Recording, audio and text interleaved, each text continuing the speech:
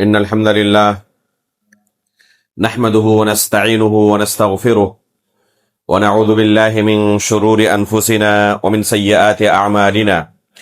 من يهده الله فلا مضل له ومن يضلل فلا هادي له، وأشهد أن لا إله إلا الله وحده لا شريك له، وأشهد أن محمدا عبده ورسوله.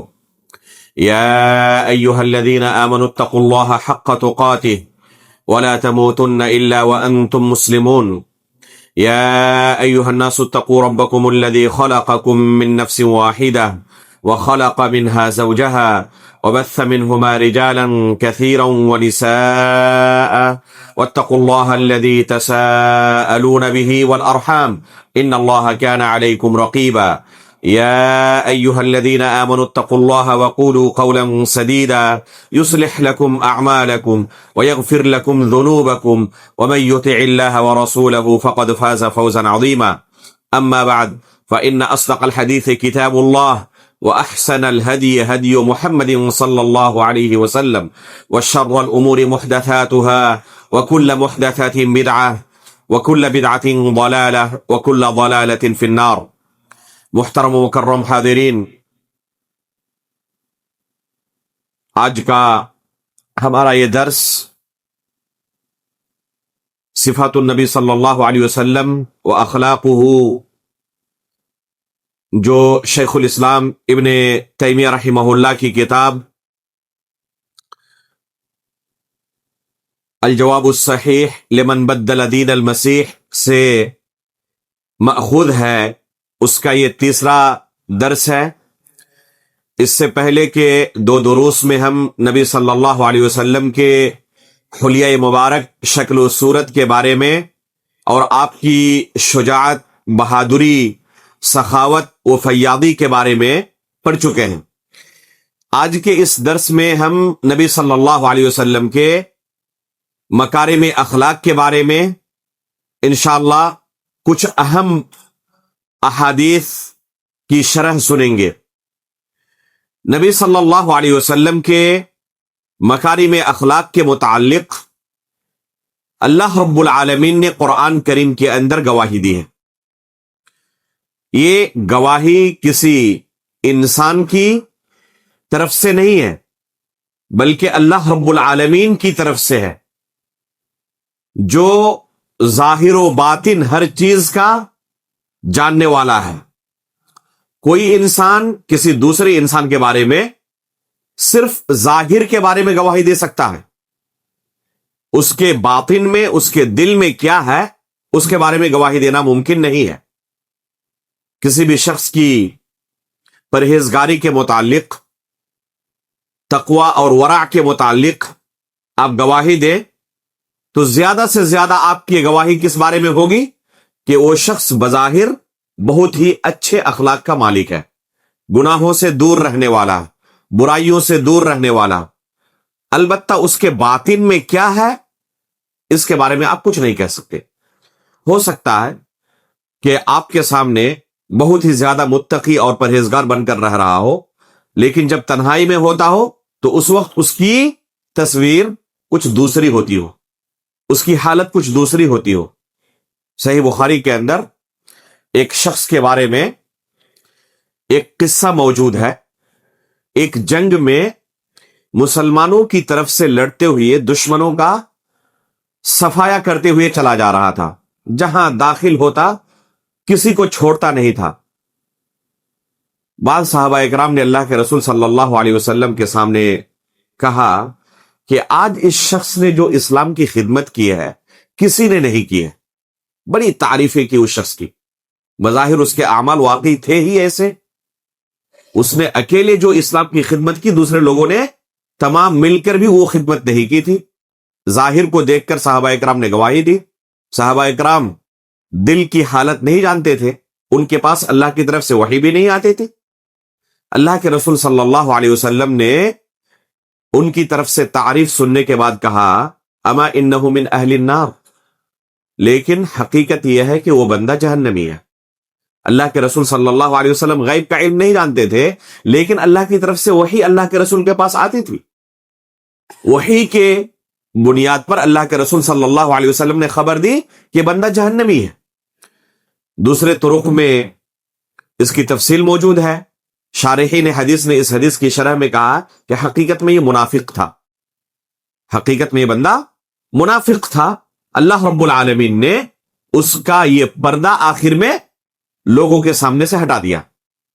اب تک لوگوں کو وہ دھوکہ دے رہا تھا، لیکن آخری وقت اللہ رب العالمین نے اس کی نقاب کشائی کر دی۔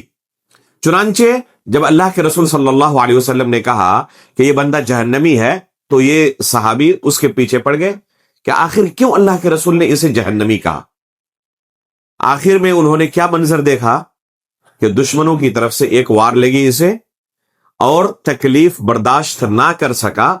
اس نے کیا کیا؟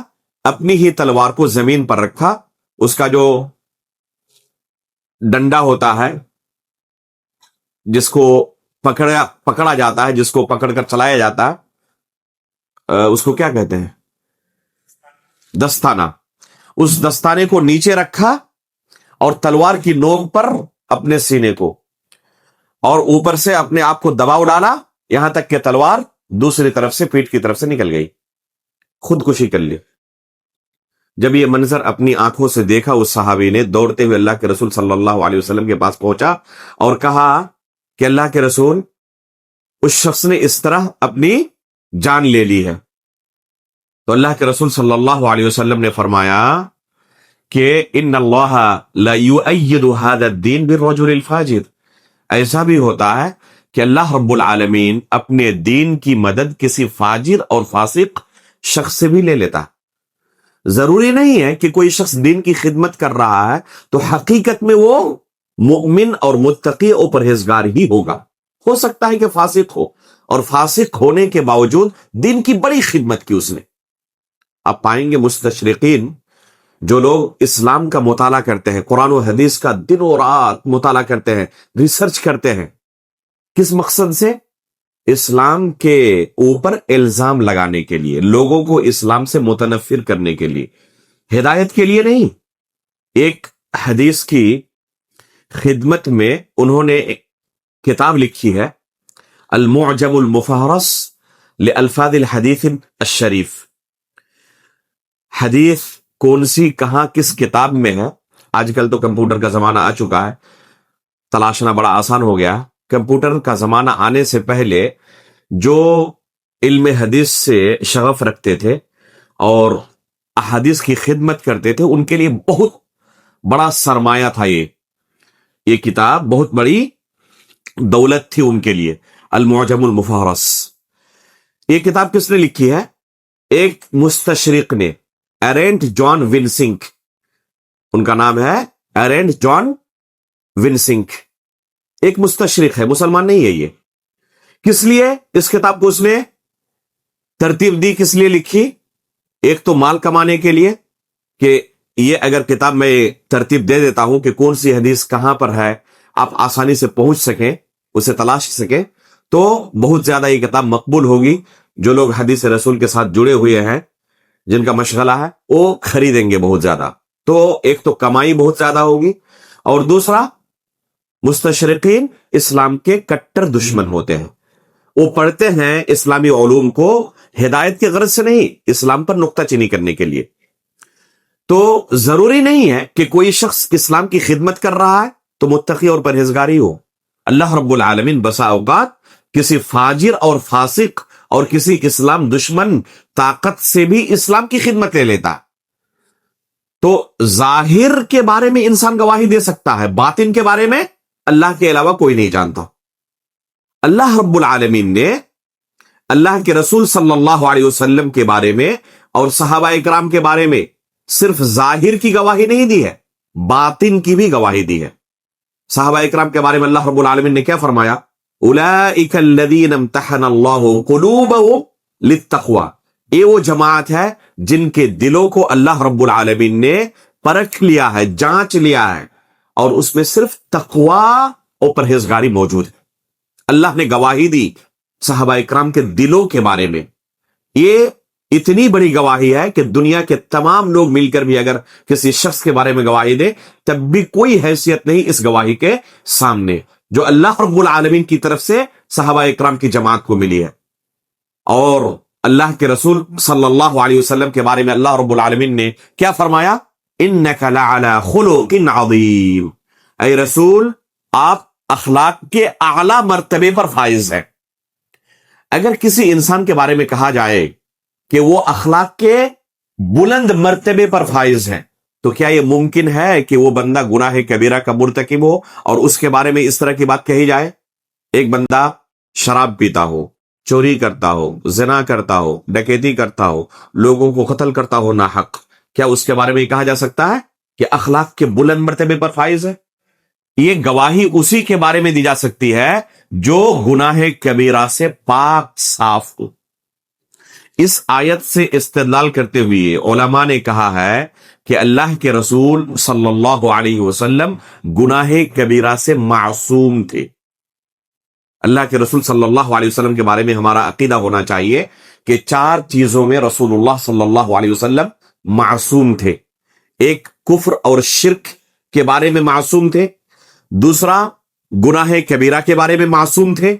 تیسرا، جھوٹ بولنے سے معصوم تھے۔ اور چوتھا ہے دین اور شریعت کو سمجھنے اور لوگوں تک اس کی تبلیغ اور نشر و اشاعت کرنے میں معصوم تھے۔ ان 4 چیزوں میں اللہ کے رسول کو معصوم سمجھنا ایمان کا حصہ ہے ہمارا۔ ان میں سے ایک چیز کیا ہے؟ گناہ کبیرہ میں ہمیں اللہ کے رسول صلی اللہ علیہ وسلم کو معصوم سمجھنا چاہیے۔ دلیل کیا ہے؟ اسی آیت کو علماء نے دلیل کے طور پر پیش کیا ہے، وَإِنَّكَ لَعَلَىٰ خُلُقٍ عَظِيمٍ، کہ اے رسول آپ اخلاق کے بلند مرتبے پر فائز ہیں۔ اما عائشہ رضی اللہ تعالی عنہا سے سوال کیا گیا، شیخ الاسلام ابن تیمیہ رحمہ اللہ نے یہاں پر وہ حدیث نقل کی ہے، فرماتے ہیں وَرَوَى مُسْلِمٌ فِي صَحِيحِهِ عن سعد بن هشام وقد سأل عائشة رضي الله عنها عن خلق رسول الله صلى الله عليه وسلم فقالت ألست تقرأ القرآن؟ قال بلى. قالت فإن خلق نبي الله القرآن۔ امام مسلم نے اپنی صحیح کے اندر سعد بن ہشام رحمہ اللہ سے روایت کیا۔ سعد بن ہشام یہ کون ہے؟ انس بن مالک رضی اللہ تعالیٰ عنہ مشہور صحابی ہے نا، ان کے چچا کے لڑکے ہیں، چچا زاد بھائی ہیں یہ۔ انہوں نے ام المؤمنین عائشہ رضی اللہ تعالی عنہا سے سوال کیا اللہ کے رسول صلی اللہ علیہ وسلم کے اخلاق کے بارے میں، تو ام المؤمنین کیا جواب دیتی ہیں؟ الست تقرأ القرآن، کیا آپ قرآن نہیں پڑھتے؟ انہوں نے کہا بلا، ضرور قرآن پڑھتا ہوں۔ تو فرمایا ان خلق نبی اللہ القرآن، اللہ کے رسول صلی اللہ علیہ وسلم کا اخلاق سراپا قرآن تھا۔ دوسری حدیث اس سلسلے میں شیخ الاسلام ابن تیمیہ رحمہ اللہ نے صحیح مسلم سے ہی نقل کی ہے، فرماتے ہیں وَرَوَى مُسْلِمٌ فِي صَحِيحِهِ عَنْهَا وَقَدْ سُئِلَتْ عَنْ خُلُقِ رَسُولِ اللَّهِ صَلَّى اللَّهُ عَلَيْهِ وسلم فَقَالَتْ كَانَ خُلُقُهُ الْقُرْآنِ۔ امام مسلم نے ام المؤمنین عائشہ رضی اللہ تعالی عنہا سے روایت کی ہے، پوچھا گیا اللہ کے رسول صلی اللہ علیہ وسلم کے اخلاق کے بارے میں، تو ام المؤمنین عائشہ رضی اللہ تعالی عنہا نے فرمایا اللہ کے رسول صلی اللہ علیہ وسلم کا اخلاق سراپا قرآن تھا۔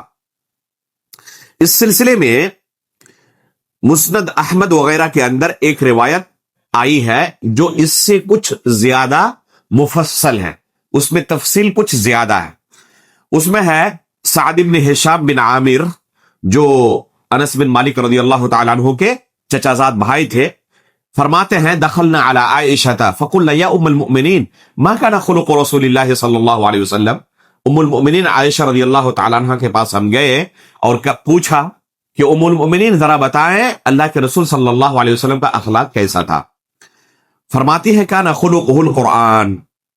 اس کے بعد کہتی ہیں تقرؤون سورۃ المؤمنین، قرآن کے اندر جو سورۃ المؤمنون ہے کیا آپ اس سورے کی تلاوت کرتے ہیں؟ قالت اقرأ قد افلح المؤمنون، قد افلح المؤمنون۔ اللہ رب العالمین نے اس سورت کی شروعات کی ہے اسی آیت سے، اور مؤمنین کی صفات کو اللہ رب العالمین نے بیان کیا۔ قرآن کریم کے اندر آپ پڑھیں پورا قرآن، پائیں گے بے شمار حسن اخلاق کا تذکرہ اللہ تعالیٰ نے کیا ہے کہ ایک مومن کو اخلاق کے اعتبار سے کیسا ہونا چاہیے۔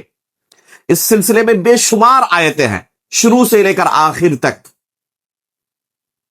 کچھ جگہوں پر اللہ رب العالمین نے ایک ہی سیاق میں کئی آیتیں حسن اخلاق کے بارے میں نازل کی ہیں۔ ان میں سے ایک سورۃ المؤمنون ہے، اس کے شروع میں اللہ رب العالمین نے حسن اخلاق کے بارے میں کئی آیتیں مسلسل نازل کی ہیں۔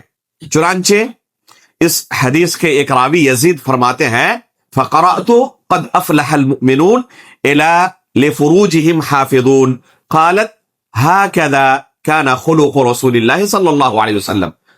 یزید فرماتے ہیں کہ میں نے پھر اس سورہ کی تلاوت شروع کی، قد افلح المؤمنون سے پڑھنا شروع کیا، قد افلح المؤمنون الذين هم في صلاتهم خاشعون والذين هم عن اللغو معرضون والذين هم للزكاة فاعلون والذين هم لفروجهم حافظون۔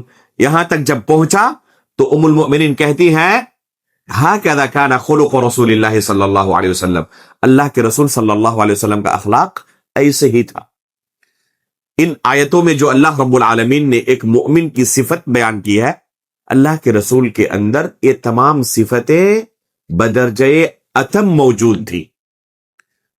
مثال کے طور پر پہلی آیت میں اللہ رب العالمین نے مؤمنین کی صفت بیان کرتے ہوئے کیا ذکر کیا؟ الذین هم فی صلاتهم خاشعون۔ ایک مؤمن کی بہت بڑی صفت یہ ہونی چاہیے کہ وہ نماز کے اندر خشوع خضوع اختیار کرے۔ پتہ چلے کہ بندہ نماز پڑھ رہا ہے۔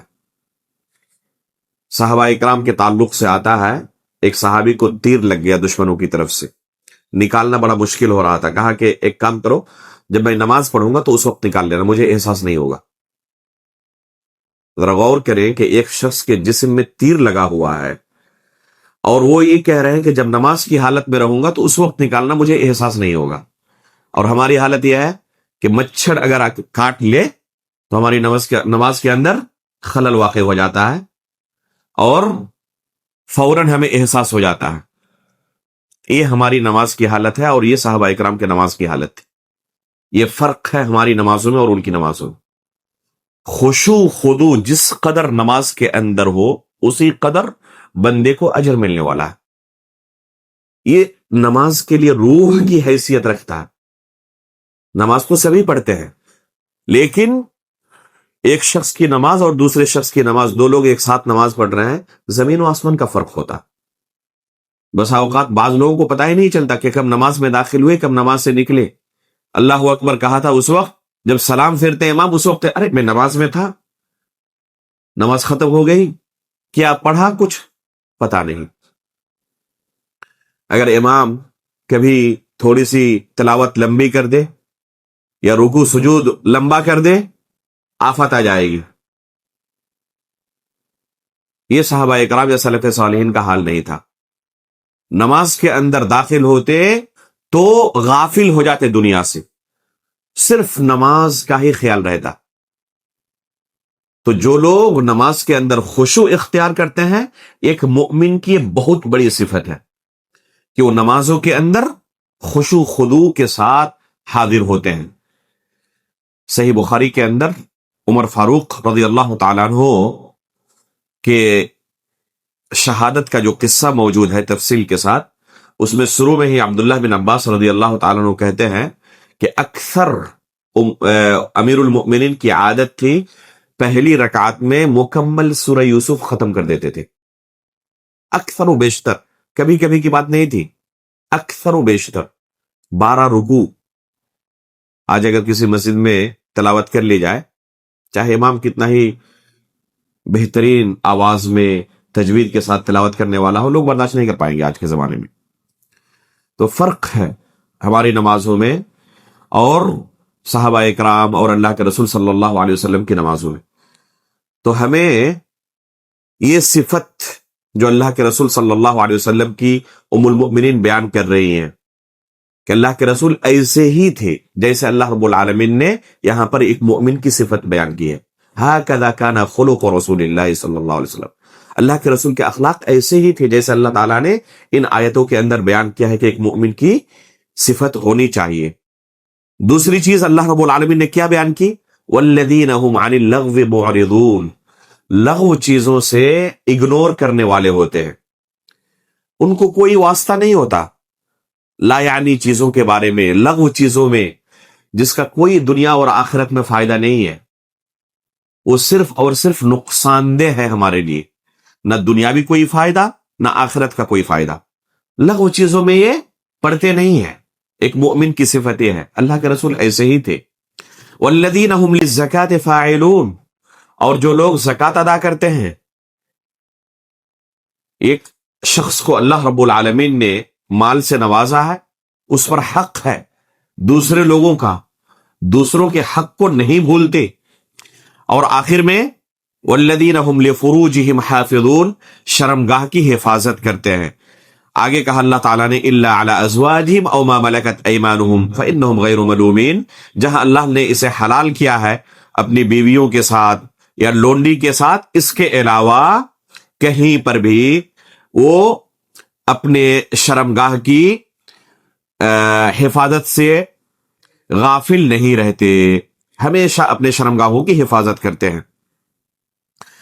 آگے اور ایک صفت بیان کی، والذین هم لاماناتہم وعہدہم راعون، جو لوگ اپنی امانت اور عہد و پیمان کی رعایت کرنے والے ہوتے ہیں۔ امانت لوگ کسے دیتے ہیں؟ آج ادھار نہیں ملتا، امانت تو بہت دور کی بات ہے۔ آج کے زمانے میں ایسے لوگ سماج و معاشرے میں شاذ و نادر ملیں گے کہ لوگ امانت اپنی رکھنے کے لیے ان کا انتخاب کریں اور کہیں کہ ہمارے پاس یہ روپے پیسے ہیں، آپ امانت کے طور پر اپنے پاس رکھیں۔ ایک محفوظ جگہ ہے یہ، جیسے لوگ بینکوں میں رکھتے ہیں۔ پرانے زمانے میں یہ سسٹم موجود نہیں تھا تو لوگ کیا کرتے؟ امانتیں اپنی رکھتے تھے کسی ایسے شخص کے پاس جس کے پاس اعتماد ہوتا کہ ان کے پاس ہمارا پیسہ محفوظ رہے گا، کبھی بھی یہ خیانت نہیں کر سکتے۔ اگر کوئی شخص کسی کو امین سمجھ رہا ہے تو حقیقت میں بہت اعلیٰ درجے کی یہ صفت ہے آپ کے اندر۔ اگر آپ کو کوئی امین سمجھ رہا ہے اور اپنا پیسہ آپ کے پاس رکھ رہا ہے، آج حالت یہ ہے کہ خود سے چل کر کوئی کسی کے پاس جائے اپنا پیسہ رکھنے کے لیے کہ یہاں پر ہمارا پیسہ محفوظ رہے گا، جب بھی ہمیں ضرورت پڑے گی فوراً مل جائے گا۔ امانت کے اندر کیا ہوتا ہے کہ امانت جو رکھی گئی ہے اس میں بندہ تصرف نہیں کر سکتا۔ آپ کو 1 کروڑ روپیہ کوئی دے کر گیا، ایسا نہیں کہ آپ ضرورت کے وقت اس سے نکال لیں اور خرچ کریں پھر بعد میں رکھ دوں گا، نہیں، جو کچھ دے کے گیا ہے اسی طرح اسے رکھ دیا جائے، یہ سمجھا جائے کہ وہ ہے ہی نہیں میرے پاس، چاہے لاکھ ضرورت پڑ جائے اس میں ہم ذرہ برابر تصرف نہیں کریں گے۔ ایسا نہیں کہ کچھ نکال لیا ابھی کل پھر رکھ دیں گے، نہیں، وہ اسی طرح رہ جائے۔ جو ڈپوزٹ دیتے ہیں روم کرایہ لیتے وقت، یہ امانت ہے۔ جو لوگ لیتے ہیں اور دوسروں کو کرائے پر اپنے مکانات دیتے ہیں، اچھی طرح سمجھ لیں، یہ امانت ہے، تصرف جائز نہیں اس میں۔ اور اگر آپ اسے قرض کہہ رہے ہیں تو قرض کی وجہ سے آپ کوئی منافع حاصل نہیں کر سکتے۔ کل قرض جر نفعا فهو ربا، اگر قرض دے کر کوئی فائدہ حاصل کر رہا ہے تو یہ سود کے زمرے میں آتا ہے۔ تو اگر آپ نے کسی سے ڈپوزٹ لیا ہے وہ امانت ہے آپ کے پاس، اس میں آپ تصرف نہیں کر سکتے۔ آج حالت یہ ہے کہ ایک بندہ محتاج ہوتا ہے، سامنے والے کو پتا بھی ہے کہ بندہ محتاج ہے، اس کا کوئی شخص قریبی رشتہ دار اسپتال میں ہے، موت و حیات کی جنگ لڑ رہا ہے، اس کی مدد کی جانی چاہیے۔ پیسہ ہونے کے باوجود بھی لوگ دینے کے لیے راضی نہیں ہوتے قرض۔ کیوں؟ کیونکہ سماج اور معاشرے کے اندر 99%، 1% جو ہم نے چھوڑا شاید وہ بھی حسن ظن کی بنا پر ہی ہو، وہ بھی ملنا شاید مشکل ہو جائے۔ پیسہ دینے کا مطلب کسی دوسرے کو، اس پیسے کو آپ بھول جائیں۔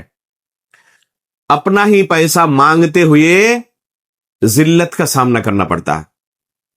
ایسے لوگ سماج اور معاشرے کے اندر ناپید ہو چکے ہیں کہ آپ کے اوپر بھروسہ کرے بندے کے پاس پیسہ ہے 10 لاکھ 20 لاکھ, کوئی شخص آیا کہ مجھے 5 لاکھ چاہیے قرض ابھی, اور سمجھ رہا ہے سامنے والا کہ ہاں اس کو ضرورت ہے, تو بھروسہ کرتے ہوئے دے دے, ٹھیک ہے آپ لے جائیں, میرے پاس زائد ہے ابھی مجھے ضرورت بھی نہیں ہے, آپ اپنا کام کریں پھر واپس کر دیں گے. یہ کب کر سکتا ہے؟ جب سامنے والے پر یقین ہو کہ ایک پیسہ بھی یہ شخص ہیر پھیر نہیں کرے گا, اس میں گھوٹالہ نہیں کرے گا, پھر آسانی سے قرض دے گا. وہ قرض کی امانت بھی دے سکتا, قرض سے اوپر کی چیز ہے امانت. قرض لینے والا خود آ کر مطالبہ کرتا ہے, اور امانت جس کے پاس رکھی جاتی ہے وہ مطالبہ نہیں کرتا, دوسرا شخص خود آ کر اسے اپنا پیسہ دے کر جاتا ہے.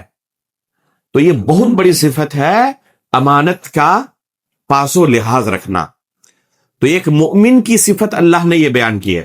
اللہ کے رسول صلی اللہ علیہ وسلم کے اندر یہ صفت اعلیٰ درجے کی موجود تھی.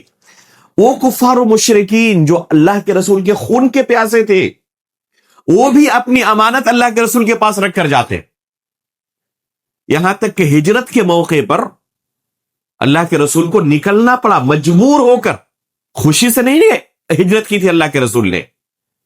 اگر مکہ والے اللہ کے رسول کو مکہ چھوڑنے پر مجبور نہ کرتے تو اللہ کے رسول مکہ نہیں چھوڑنے والے تھے, مجبور ہو کر نکلنا پڑا یہاں پر.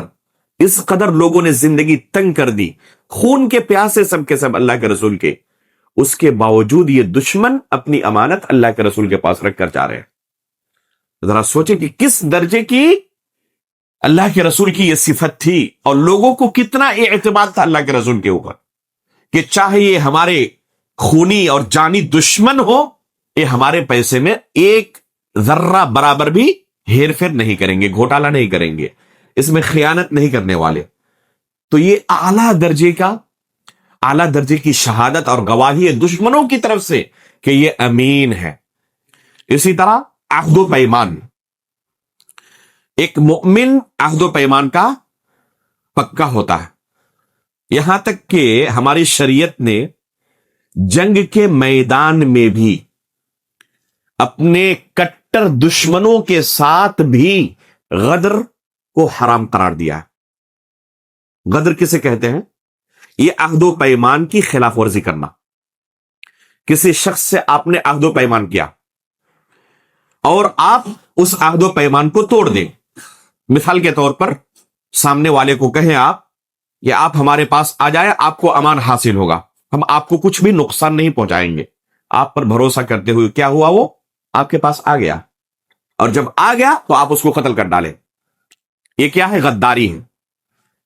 ہماری شریعت نے جنگ کے میدان میں بھی غداری کو حرام قرار دیا ہے.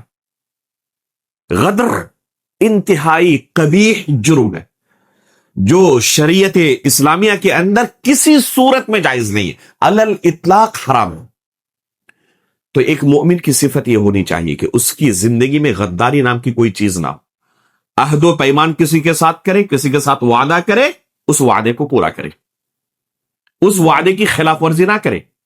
اللہ کے رسول صلی اللہ علیہ وسلم نے مکہ والوں کے ساتھ ایک وعدہ کیا تھا, ایگریمنٹ کیا تھا, صلح حدیبیہ کے نام سے معروف ہے تاریخ کے اندر. اس میں کیا تھا کہ 10 سالوں تک ہمارے درمیان جنگ بند رہے گی. دشمنوں کی طرف سے کوئی شخص آئے مسلمان بن کر, ہم واپس کر دیں گے, لیکن کوئی مسلمان دین اسلام چھوڑ کر کفر اختیار کر لے, کفار واپس نہیں کریں گے. 10 سال کے لیے یہ ایگریمنٹ تھا. یہاں تک کہ اس میں یہ کہا گیا کہ دوسرے جو قبائل ہیں عرب کے, وہ مسلمانوں کے ساتھ یا کفار مکہ کے ساتھ چاہے تو اپنے آپ کو شامل کر سکتے ہیں.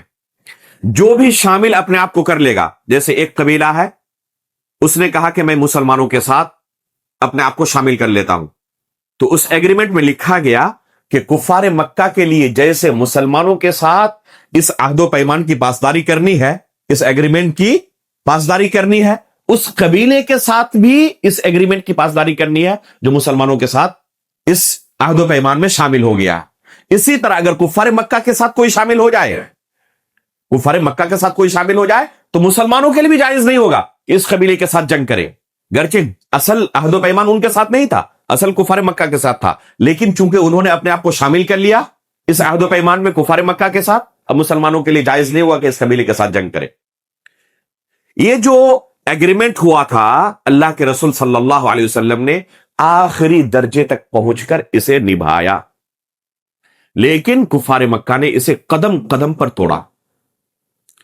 ایک ایگریمنٹ تھا بنو سلیم کے ساتھ، جو اپنے آپ کو شامل کر چکے تھے اس عہد و پیمان میں، لیکن انہوں نے اس ایگریمنٹ کو توڑ دیا. اللہ کے رسول صلی اللہ علیہ وسلم کے پاس مدینہ پہنچے اور کہا کہ ہمارے علاقے میں اسلام کو لے کر لوگوں کی دلچسپی ہے، کچھ لوگوں کو آپ بھیج دیں، علماء کو، قراء کو، جا کر ہمارے علاقے میں اسلام کی نشر و اشاعت کریں گے اور وہ ہمارے مہمان ہوں گے. اللہ کے رسول صلی اللہ علیہ وسلم نے 70 صحابہ اکرام کا انتخاب کر کے، جو علماء تھے، قراء تھے، انتخاب کر کے بھیجا اس علاقے میں اسلام کی نشر و اشاعت کے لیے. بئر معونہ کے پاس جب یہ لوگ پہنچے، معونہ نامی چشمے کے پاس، ان لوگوں نے غداری کی اور انہوں نے ان تمام صحابہ اکرام کو قتل کر ڈالا. ان تمام صحابہ اکرام کو قتل کر ڈالا. 2 لوگ صرف بچ گئے. ان میں سے ایک تھے عمرو بن امیہ الضمری، جو اس وقت وہاں پر موجود نہیں تھے، کسی دور جگہ پر اپنے اونٹوں کے ساتھ وہ اونٹ چرا رہے تھے. یہ بچ گئے. جب دیکھا آ کر کہ ہمارے ساتھیوں کو ان غداروں نے قتل کر ڈالا ہے، بھاگے وہاں سے کہ اگر مجھے پکڑ لیں گے تو مجھے بھی قتل کر ڈالیں گے. اب وہ واپس مدینہ آ رہے ہیں اپنی جان بچا کر. آتے ہوئے راستے میں ایک پانی کے چشمے پر 2 لوگوں کو دیکھا کفار کے، اور یہی سمجھا کہ یہ اس قبیلے کے ہیں جنہوں نے غداری کر کے ہمارے ساتھیوں کو قتل کیا. انتظار کرتے رہے یہاں تک کہ جب یہ دونوں اس چشمے پر آرام کرنے کے لیے سو گئے، تلوار نکالی، دونوں کو قتل کر ڈالا اپنے ساتھیوں کا بدلہ لینے کے لیے، کہ ہمارے ساتھیوں کو تم نے غداری کر کے قتل کیا تو ہم ان کا بدلہ لے کے تمہیں قتل کریں گے. قتل کرنے کے بعد جب تلاشی لی تو اللہ کے رسول کی طرف سے عہد و پیمان مل گیا. ان کے پاس پتا چلا کہ اللہ کے رسول کی طرف سے ان کے پاس عہد و پیمان تھا کہ ان کو امان حاصل ہے.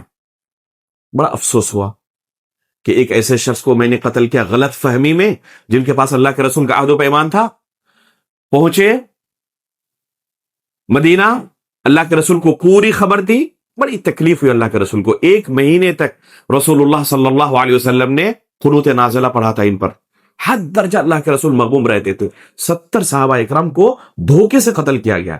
معمولی واقعہ ہے، لیکن اس کے باوجود کہ ان لوگوں نے ہمارے 70 لوگوں کو قتل کیا ہے، تو چلو اگر غلط فہمی میں، ان لوگوں تو جان بوجھ کر کیا تھا نا، اور انہوں نے غلط فہمی میں 2 لوگوں کو قتل کیا ہے. اللہ کے رسول صلی اللہ علیہ وسلم نے کہا کہ ہم نے جو عہد و پیمان کیا ہے ہم اس پر باقی رہیں گے، گرچہ وہ ہمارے ساتھ غداری کریں، لیکن غداری کا بدلہ ہم غداری سے دینے والے نہیں ہیں. ہے کوئی دنیا کے اندر ایسا مذہب جو اپنے ایسے دشمن کے خلاف بھی غداری کرنے کو جائز قرار نہ دیتا ہو، جنہوں نے ابھی ابھی ہمارے 70 لوگوں کو قتل کیا، 68 لوگوں کو قتل کیا ہے؟ اللہ کے رسول صلی اللہ علیہ وسلم نے کہا کہ گرچہ غلط فہمی میں سے ہی آپ نے قتل کیا ہے، ان کی دیت ہمارے اوپر واجب ہے، اس لیے ہم ان کی دیت ادا کریں گے. اور اللہ کے رسول صلی اللہ علیہ وسلم ان کی دیت ادا کی. تو اسلام غداری کو حرام قرار دیتا ہے، جانی دشمن کے ساتھ بھی. اسی چیز کو اللہ رب العالمین نے یہاں بیان کیا ہے. ام المؤمنین عائشہ رضی اللہ تعالیٰ عنہ کیا فرماتی ہیں؟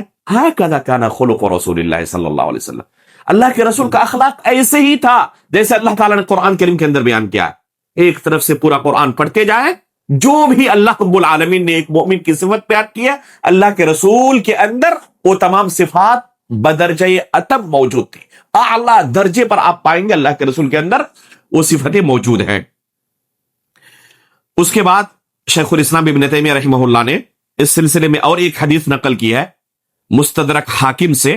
فرماتے ہیں وفی صحیح الحاکم عن ابی ہریرہ رضی اللہ عنہ ان رسول اللہ صلی اللہ علیہ وسلم قال بعثت لأتمم صالح الاخلاق. اور یہی حدیث مسند بزار کے اندر آئی ہے جس میں لفظ ہے انما بعثت لأتمم مکارم الاخلاق. یہ حدیث صحیح ہے. شیخ البانی رحمہ اللہ نے سلسلۃ الاحادیث صحیحہ کے اندر اسے صحیح قرار دیا. اللہ کے رسول صلی اللہ علیہ وسلم کیا فرماتے ہیں کہ مجھے اخلاق کے اعلی درجے کو لوگوں کے درمیان ثابت کرنے کے لیے بھیجا گیا ہے، ایک معیار قائم کرنے کے لیے لوگوں کے درمیان بھیجا گیا ہے کہ اخلاق کا جو سب سے اعلی درجہ ہو سکتا ہے اسے میں ثابت کر کے دکھاؤں. اور حقیقت میں اللہ کے رسول صلی اللہ علیہ وسلم نے اسے ثابت کر کے دکھایا. دشمن بھی اللہ کے رسول صلی اللہ علیہ وسلم کے اخلاق کی گواہی دیتے تھے. ام المؤمنین خدیجہ رضی اللہ تعالی عنہا نے جب اللہ کے رسول صلی اللہ علیہ وسلم کو تسلی دی، غار حرا میں اللہ کے رسول کے اوپر جب پہلی وحی نازل ہوئی، گھبرائے ہوئے تھے اللہ کے رسول صلی اللہ علیہ وسلم. آئے کہا کہ مجھے چادر اڑاؤ. اللہ کے رسول صلی اللہ علیہ وسلم انتہائی زیادہ خوف زدہ، ڈرے ہوئے کہ میں ہلاک نہ ہو جاؤں، برباد نہ ہو جاؤں. تو ام المؤمنین خدیجہ رضی اللہ تعالی عنہا آپ کو بھروسہ دلاتی ہے اور کہتی ہے کہ قطعاً اللہ رب العالمین آپ کو ہلاک نہیں کر سکتا، آپ کو ذلیل و رسوا نہیں کر سکتا، بے سہارا بے یار و مددگار نہیں چھوڑ سکتا، کیونکہ آپ کے اندر جو صفات ہے نا، آپ غریبوں کی مدد کرتے ہیں، جو بے سہارا ہوتے ہیں ان کا سہارا بنتے ہیں، جن کے پاس ہنر نہیں ہوتا ان کو ہنر آپ سکھاتے ہیں، اگر کوئی شخص اپنا بوجھ نہیں اٹھا سکتا ان کا بوجھ اٹھاتے ہیں. ایسی صفات آپ کے اندر موجود ہے کہ کسی بندے کے اندر ایسی صفات موجود ہو اللہ اس کو ہلاک کر دے، ایسا نہیں ہو سکتا. یہ اللہ کے رسول کی جو اخلاق ام المؤمنین بیان کر رہی ہیں، یہ کب کے اخلاق ہیں؟ نبی بننے کے بعد یا پہلے کے؟ نبی بننے سے پہلے کے اخلاق ہیں، ابھی نبوت ملی نہیں ہے، اس سے پہلے اللہ کے رسول ایسے تھے. 40 سال تک ان کے درمیان اللہ کے رسول نے زندگی گزاری، اور اللہ کے رسول کی زندگی کورے کاغذ کی طرح تھی. ایک دھبا نہیں تھا اللہ کے رسول کے کریکٹر پر جہاں کوئی شخص انگلی رکھ سکے.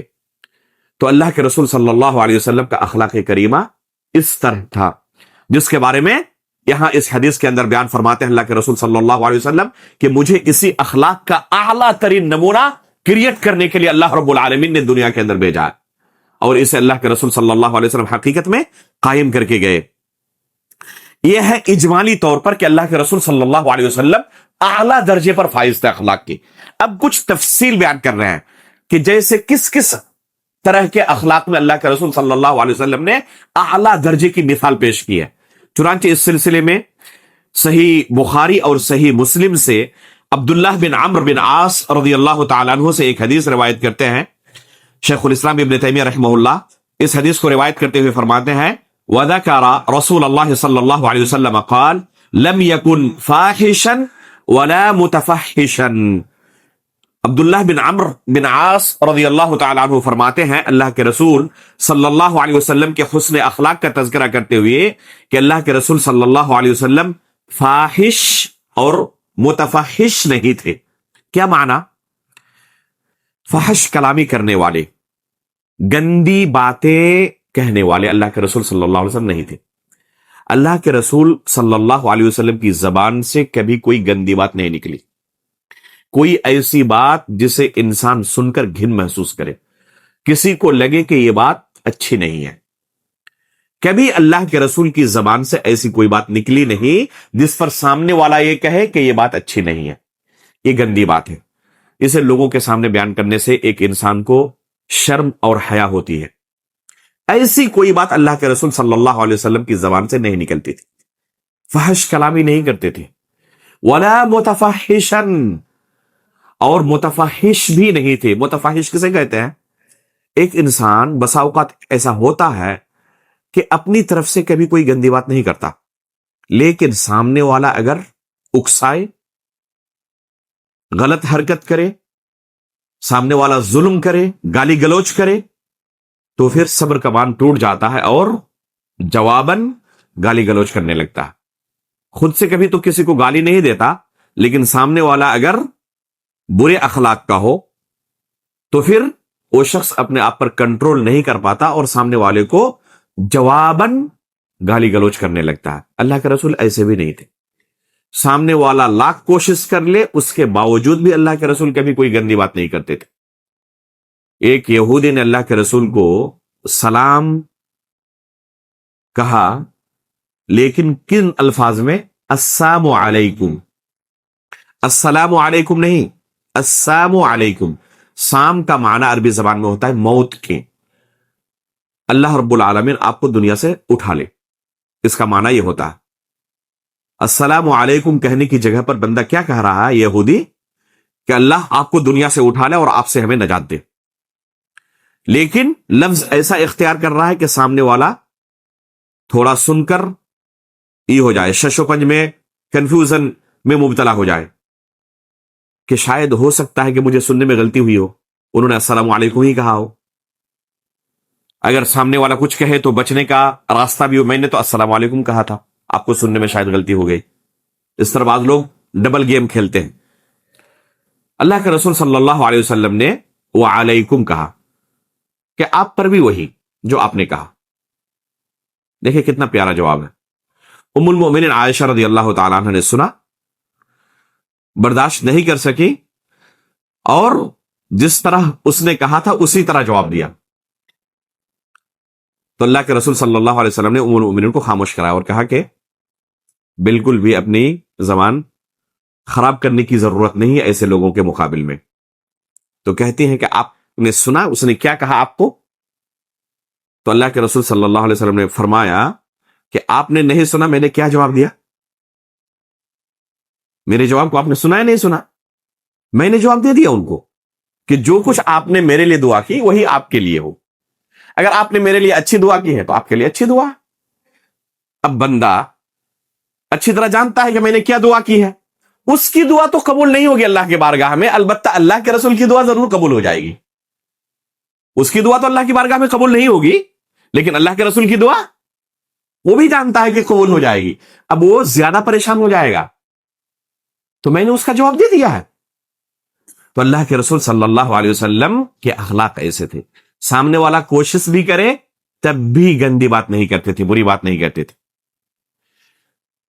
اللہ رب العالمین نے قرآن کریم کے اندر اسے حرام قرار دیتے ہوئے فرمایا ہے قل انما حرم ربی الفواحش ما ظہر منها وما بطن. اے نبی کہہ دیں کہ اللہ رب العالمین نے فحش اور منکر چیزوں کو حرام قرار دیا, چاہے ظاہری ہو باطنی ہو, ہر طرح کے فحش اور منکر کو اللہ تعالیٰ نے حرام قرار دیا. تو اللہ کے رسول صلی اللہ علیہ وسلم فحش گو نہیں تھے, نہ خود اپنی طرف سے کبھی اس طرح کی حرکت کرتے, نہ سامنے والا اگر آپ کے ساتھ اس طرح کی حرکت کرتا تو جواباً یہ اللہ کے رسول طریقہ اختیار کرتے. حد درجہ فحش گوئی سے اللہ کے رسول دور رہنے والے تھے. اس کے بعد اگلی حدیث اسی سلسلے میں شیخ الاسلام ابن تیمیہ رحمہ اللہ بیان کرتے ہیں انس بن مالک رضی اللہ تعالیٰ عنہ سے, اور یہ حدیث صحیح بخاری کے اندر موجود ہے. کیا فرماتے ہیں انس بن مالک رضی اللہ تعالیٰ عنہ؟ اور انس بن مالک کون ہے؟ اللہ کے رسول کے ساتھ سائے کی طرح رہنے والے, اللہ کے رسول کے خادم, چھوٹے سے بچے تھے اور 10 سال تک اللہ کے رسول کی خدمت کی. 1-2 دن کا تجربہ نہیں ہے, یہ ایک لمبی مدت کا تجربہ ہے, اور اس شخص کا تجربہ جو اللہ کے رسول کے ساتھ سائے کی طرح رہتا تھا. تو کیا فرماتے ہیں انس بن مالک رضی اللہ تعالیٰ عنہ لم يكن رسول الله صلی اللہ علیہ وسلم سبابا ولا فحاشا ولا لعانا كان يقول لأحدنا عند المعتبة ما له تربت جبينه. اللہ کے رسول صلی اللہ علیہ وسلم گالی گلوچ کرنے والے نہیں تھے. بعض لوگ گالی گلوچ کرنے والے اس قدر ہوتے ہیں, کوشش بھی کریں تب بھی اپنے آپ کو کنٹرول نہیں کر پاتے, روک نہیں پاتے, چونکہ عادت پڑ چکی ہے. اور دیکھیں جس کی جو عادت ہوگی نا, وہ اگر کسی اچھی مجلس میں بھی رہے گا شریفوں کے ساتھ, تب بھی چونکہ عادت سے مجبور ہے, اس کی زبان سے غفلت میں بے خیالی میں اس طرح کے جملے نکل ہی جائیں. وہ اپنے آپ پر پورا کنٹرول نہیں کر پائے گا, لاکھ کوشش کرے. ایسے لوگوں سے اللہ رب العالمین کیا کرتا ہے, نقاب اتار دیتا ہے. اور جن کی عادت ہوتی ہے اس طرح فحش گوئی کی, گالی گلوچ کرنے کی, وہ اچھے لوگوں کے ساتھ کچھ دیر کے لیے اگر شریف بننے کی کوشش بھی کرے, پھر بھی غفلت میں زبان سے ایسی بات نکل ہی جاتی ہے. اس کا حل پھر کیا ہے؟ ہمیشہ کے لیے اسے ترک کر دیں.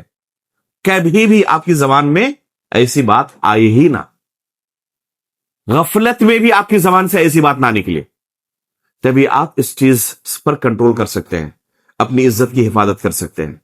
ورنہ سامنے والے کو بہت جلد پتہ چل جائے گا کہ آپ کس اخلاق کے مالک ہیں. ایک سفر میں 2-4 مجلسوں کے اندر آپ کی حقیقت سامنے والے پر کھل جائے گی. تو اللہ کے رسول صلی اللہ علیہ وسلم گالی گلوچ کرنے والے نہیں تھے، فحش گوئی کرنے والے نہیں تھے، ولا فحاشن ولا لعانن، اور بات بات پر لعنت بھیجنے والے نہیں تھے. بعض لوگوں کی عادت ہوتی ہے بات بات پر لعنت بھیجتے ہیں. اگر کوئی شخص ان کے اوپر کچھ بھی ان کی مرضی کے خلاف کچھ کرے، فوراً لعنت بھیجتے، تم پر اللہ کی لعنت ہو، تم پر اللہ کی لعنت ہو. یہ اچھی عادت نہیں ہے. گرچہ آپ مظلوم ہو، بات بات پر لعنت بھیجنا یہ اچھی عادت نہیں ہے. بعض لوگ اس قدر اس معاملے میں آگے بڑھ جاتے ہیں کہ اپنے بچوں پر بھی دنوں رات لعنت بھیجتے رہتے ہیں.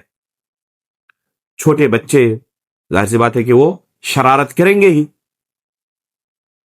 عادت چونکہ پڑ چکی ہے، زبان گندی ہو چکی ہے، لعنت کے عادی ہو چکے ہوتے ہیں، تو دوسرے لوگوں کے ساتھ جو زبان استعمال کرتے ہیں وہ پھر اپنے سگے اور اپنے قریبی اور اپنے چہیتے کے ساتھ بھی وہی زبان استعمال کرنے لگتے ہیں اور ان کے اوپر بھی لعنت بھیجنے لگتے ہیں.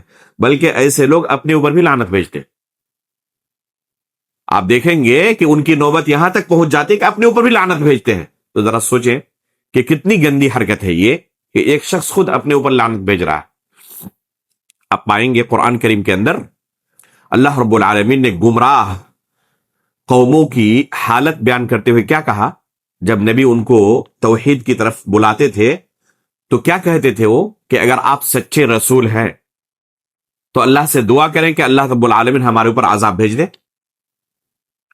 دیکھیں یہ شقاوت کی کتنی یعنی اعلی درجے کی مثال ہے. یہ اگر تمہیں دعا کرانا ہی تھا اپنے نبی سے اور تمہیں ڈاؤٹ تھا تو یہ کیوں دعا کرا رہے ہو کہ اللہ رب العالمین سے دعا کریں کہ ہمارے اوپر عذاب بھیجتے؟ یہ دعا تو کرا سکتے تھے نا کہ اللہ رب العالمین ہمیں ہدایت دے دے، لیکن خود اپنی زبان سے اپنے اوپر بد دعا کرا رہے ہیں. تو کچھ لوگ اپنی زبان سے اپنے اوپر بد دعا کر رہے ہوتے ہیں. یہ شقاوت کی اعلیٰ ترین مثال ہے جو اللہ رب العالمین نے ان گمراہ قوموں کے بارے میں قرآن کریم کے اندر ذکر کیا. فرماتے ہیں انس بن مالک رضی اللہ تعالیٰ عنہ، جب اللہ کے رسول صلی اللہ علیہ وسلم کبھی ناراض بھی ہوتے تو زیادہ سے زیادہ کیا کہتے تھے؟ ما لہو تربت جبینہ. تربت جبینہ کا لفظ عربی زبان میں عرب کے لوگ جب استعمال کرتے ہیں تو اس کا حقیقی معنی مراد نہیں ہوتا.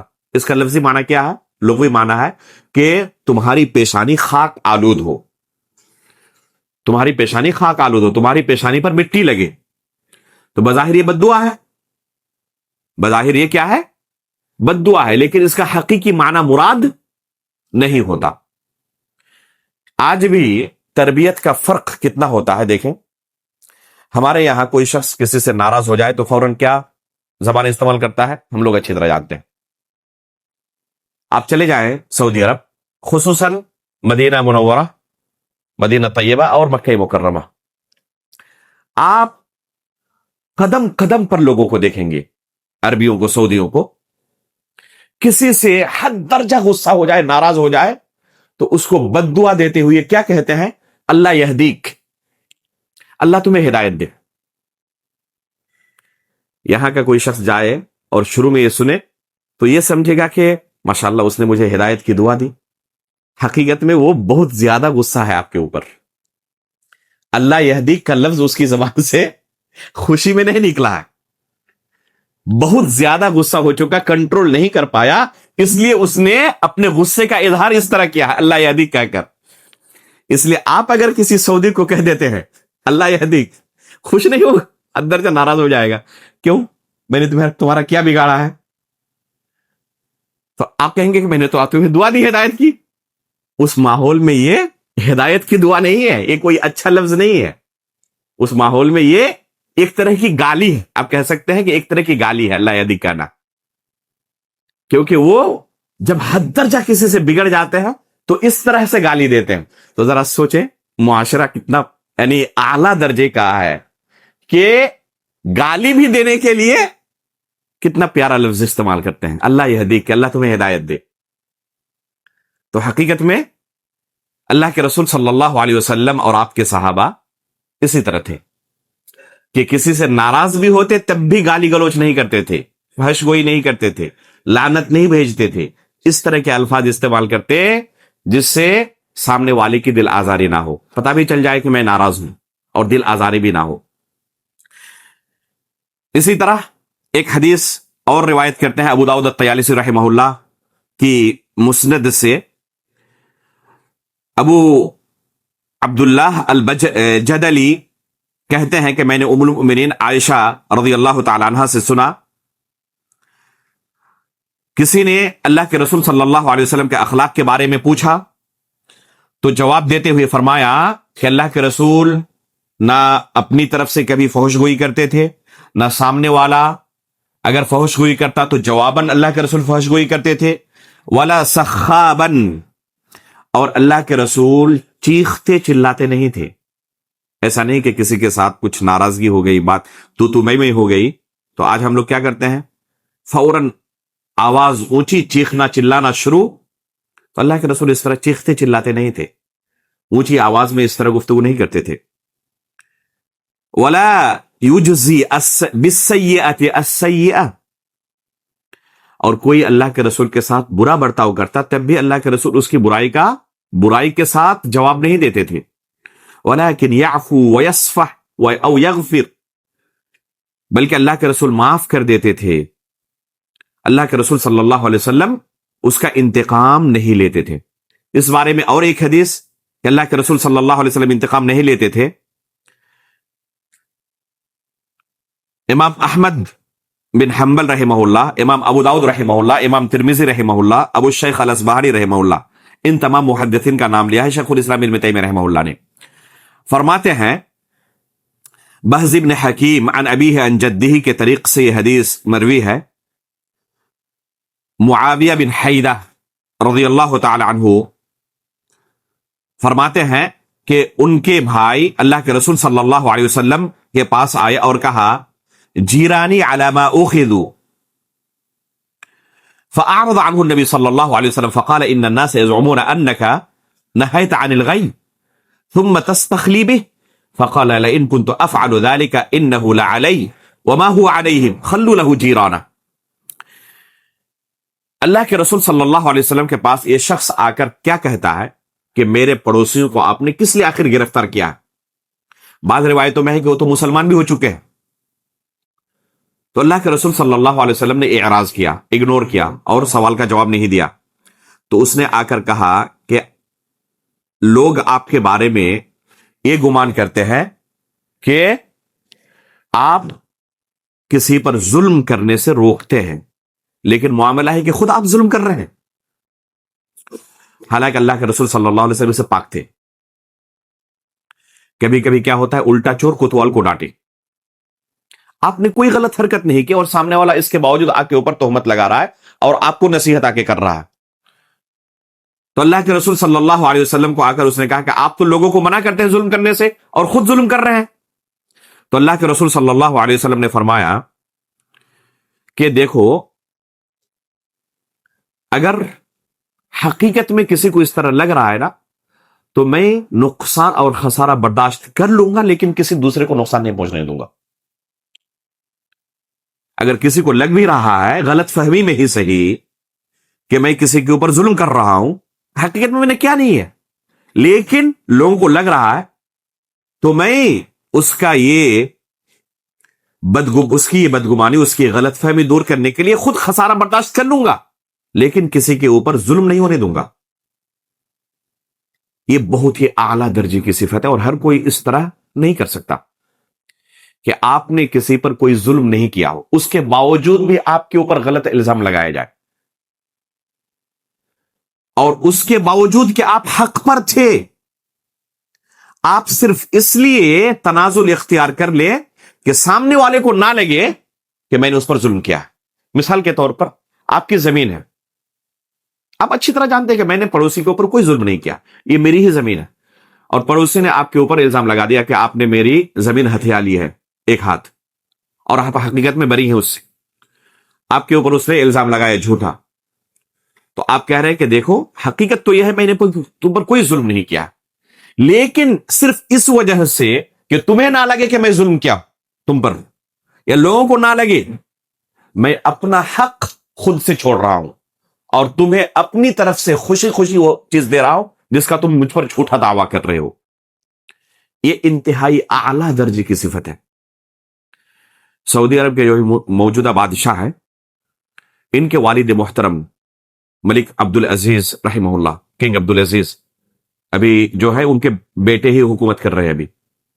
تو جو اصل اس ملک کے بادشاہ تھے جنہوں نے اس ملک کو قائم کیا تھا، تقریباً آج سے 100 سال سے بے زیادہ عرصہ ہو چکا ہے، ان کی سیرت کے اوپر بہت ساری کتابیں موجود ہیں۔ ایک واقعہ اس کے اندر بہت ہی عجیب و غریب اور بہت عبرتناک واقعہ ہے۔ ملک عبد العزیز کے ایک پڑوسی نے ان کے اوپر عدالت میں کیس کر دیا ایک زمین کے سلسلے میں، اور یہ کیس جھوٹا کیس تھا۔ ملک عبد العزیز رحمہ اللہ ایک ملزم کی طرح عدالت میں حاضر ہوتے رہے جج کے سامنے۔ بادشاہ ہے ملک کے ایک بادشاہ ہیں، اس کے باوجود کوئی تمیز نہیں۔ جس طرح ایک عام شہری عدالت میں حاضر ہوتا ہے، اسی طرح ایک عام شہری کی طرح ملزم بن کر عدالت میں حاضر ہوتے رہے۔ جب تک کیس چلتا رہا حاضر ہوتے رہے، اپنی دلیلیں دیتے رہے، وہ بھی اپنی دلیلیں دیتے رہے، کوئی تمیز نہیں، یہاں تک کہ بالآخر تحقیق کے بعد پتا چلا کہ اس شخص نے جھوٹا دعویٰ کیا، یہ دعویٰ جھوٹا، اور ملک عبد العزیز نے اس پر کوئی ظلم نہیں کیا۔ بالآخر فیصلہ سنایا جج نے کہ تمام دلیلوں کو دیکھنے کے بعد ہم اس نتیجے پر پہنچے ہیں کہ اس شخص کا دعویٰ جھوٹا تھا، اور ملک عبد العزیز رحمہ اللہ، ابھی ہم رحمہ اللہ اپنے اعتبار سے کہہ رہے ہیں کہ انہوں نے کوئی ان پر ظلم نہیں کیا، یہ زمین آپ کی ہی ہے۔ جب فیصلہ آ گیا تب ملک عبد العزیز رحمہ اللہ کھڑے ہوئے اور کہا کہ اب یہ زمین میری ہے، کلیئر ہو گیا ہے، میں نے کوئی ظلم نہیں کیا۔ اتنے دنوں تک جو میں لڑ رہا تھا صرف یہ ثابت کرنے کے لیے کہ میں ظالم نہیں ہوں، اب یہ زمین للہ فی اللہ تمہارے حوالے، مجھے نہیں چاہیے زمین۔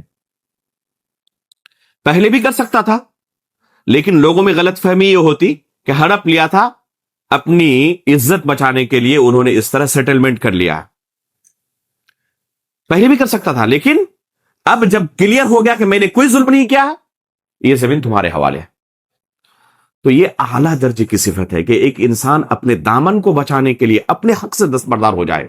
اللہ کے رسول صلی اللہ علیہ وسلم کی یہی صفت بیان کی اس حدیث کے اندر۔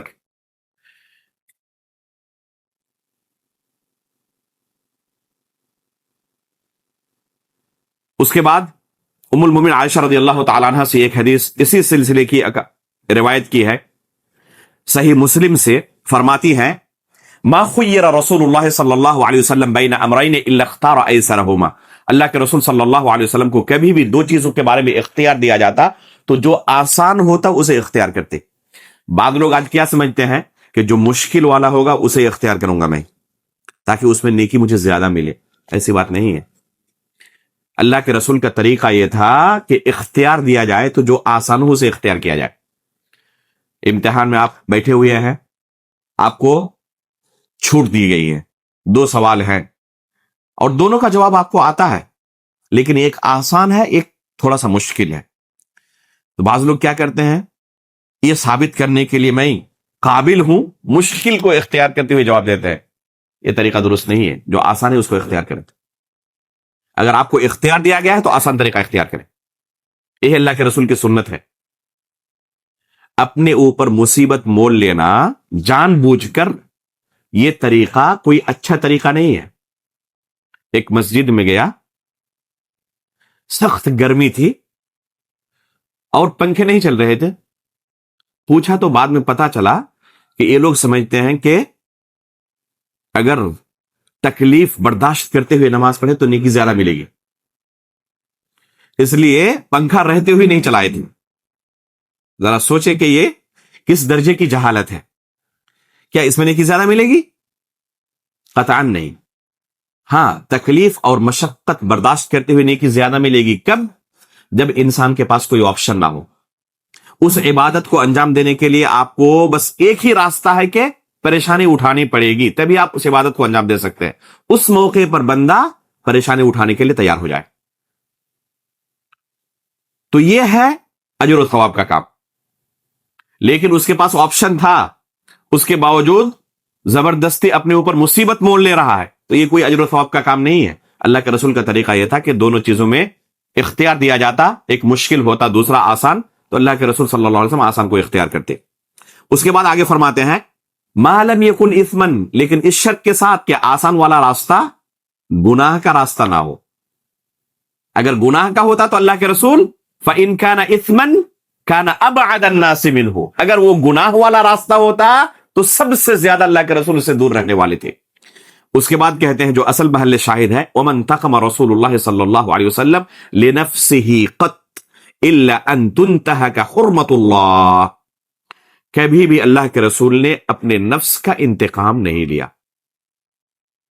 اگر کوئی شخص اللہ کے رسول کو تکلیف دیتا تو اللہ کے رسول اپنے ذاتی نفس کے لیے کسی سے انتقام نہیں لیتے تھے. ہاں, انتقام کب لیتے؟ جب اللہ رب العالمین کی حرمت کی پامالی ہوتی تو اس وقت اللہ کے رسول برداشت نہیں کر پاتے. اللہ کی حرمت کی پامالی ہو اس وقت قابل برداشت نہیں ہے. چنانچہ اللہ کے رسول صلی اللہ علیہ وسلم نے کعب بن اشرف کو قتل کرنے کا حکم دیا, ابو رافع کو قتل کرنے کا حکم دیا. ابو جہل کے بارے میں اللہ کے رسول صلی اللہ علیہ وسلم کے بارے جب خوشخبری سنائی گئی سجدہ شکر میں گر پڑے. خوارج کے بارے میں کیا کہا تھا کہ اگر مجھے مل جائے تو عاد و ثمود کی طرح انہیں قتل کروں گا. تو یہ تمام چیزیں اپنے نفس کے لیے نہیں ہیں. بعض روایتوں میں ہے کہ کعب بن اشرف اللہ کے رسول کو گالیاں دیا کرتا تھا, تو اللہ کے رسول نے کہا کہ کون ہے جو مجھے اس سے نجات دلائے. تو بعض لوگوں نے کہا کہ یہ اللہ کے رسول نے اپنے نفس کا انتقام لیا ہے. حقیقت میں یہاں بھی نفس کا انتقام نہیں ہے, یہاں بھی اللہ کے رسول کے ساتھ یہ حرکت کعب بن اشرف کی کس لیے ہے؟ محمد ابن عبداللہ کی حیثیت سے یا محمد الرسول اللہ کی حیثیت سے؟ محمد الرسول اللہ کی حیثیت سے. کعب بن اشرف کو اللہ کے رسول کی ذات سے کوئی دشمنی نہیں تھی, صرف دشمنی اس لیے تھی کہ اللہ کے رسول اللہ رب العالمین کی توحید کی دعوت دے رہے ہیں, شرک سے روک رہے ہیں, بس اس لیے دشمنی تھی. ورنہ اللہ کے رسول کے اخلاق میں کردار میں کوئی ایسی چیز نہیں تھی جس سے کوئی شخص دشمنی رکھ سکتا تھا. تو حقیقت میں یہاں بھی اللہ کی حرمت کی پامالی کی وجہ سے اللہ کے رسول نے اسے قتل کرنے کا حکم دیا ہے. اگر کوئی شخص اللہ کے رسول کو کوئی ذاتی طور پر تکلیف پہنچا تو اللہ کے رسول نے انتقام نہیں لیا ہے, اور اس کی ایک دو نہیں متعدد مثالیں موجود ہیں. یہاں تک کہ وہ شخص جو تلوار لے کر کھڑا ہو گیا اور کہا کہ کون آپ کو مجھ سے بچائے گا, اللہ کے رسول نے اسے بھی معاف کر دیا اور اس سے اللہ کے رسول نے انتقام نہیں لیا. تو اللہ کے رسول صلی اللہ علیہ وسلم کی یہ سیرت کے اندر چیز واضح طور پر موجود ہے. اسی تعلق سے ایک حدیث, اور اسے پڑھ کر انشاءاللہ آج کا درس ختم کروں گا. ام المؤمنین عائشہ رضی اللہ تعالیٰ فرماتی ہیں, یہ حدیث بھی صحیح مسلم کے اندر موجود ہے, ما ضرب رسول اللہ صلی اللہ علیہ وسلم بیدہ شیئا قط لا امرأۃ ولا خادما, اللہ کے رسول نے اپنے ہاتھ سے کبھی کسی کو نہیں مارا, نہ اپنی بیویوں کو اور نہ کسی خادم کو. اللہ کے رسول صلی اللہ علیہ وسلم نے کبھی کسی کو نہیں مارا. تو دوسرے کو مارنا یہ کوئی بہادری نہیں ہے, ورنہ اللہ کے رسول سے گزشتہ درس میں ہم نے پڑھا کہ دنیا میں کوئی بہادر شخص تھا نہیں.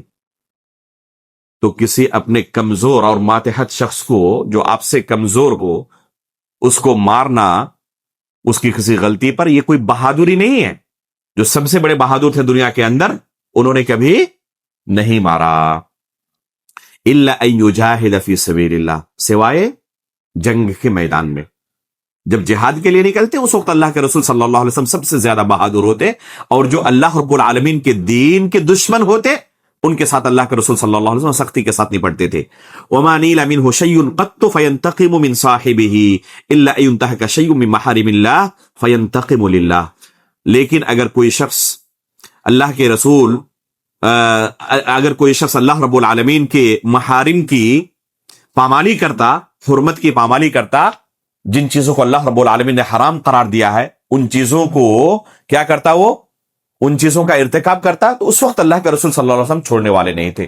آپ کی عدالت میں کسی کا کوئی مسئلہ لایا جاتا, اگر کسی نے کوئی حرمت کی پامالی کی تو اس کو سزا ضرور دیتے تھے. لیکن جہاں تک اپنی ذاتی بات ہے تو اللہ کے رسول کسی سے انتقام نہیں لیتے تھے. یہیں پر آج کا درس ہم روکتے ہیں. انشاءاللہ اگلے درس میں اللہ کے رسول صلی اللہ علیہ وسلم کے اخلاق کریمہ میں سے بعض اور نمونے پیش کرنے کی کوشش کی جائے گی. ہم اللہ رب العالمین سے دعا کرتے ہیں کہ رسول اللہ صلی اللہ علیہ وسلم کے جن اخلاق کے بارے میں آج ہم نے سنا، اللہ رب العالمین ہمیں بھی ان اخلاق کو اپنے اندر پیدا کرنے کی توفیق عطا فرمائے. اللہ رب العالمین نبی صلی اللہ علیہ وسلم کی سنت کا سچا وارث ہمیں بنائے. اللہ کے رسول صلی اللہ علیہ وسلم کے مطابق ہمیں زندگی گزارنے کی توفیق عطا فرمائے.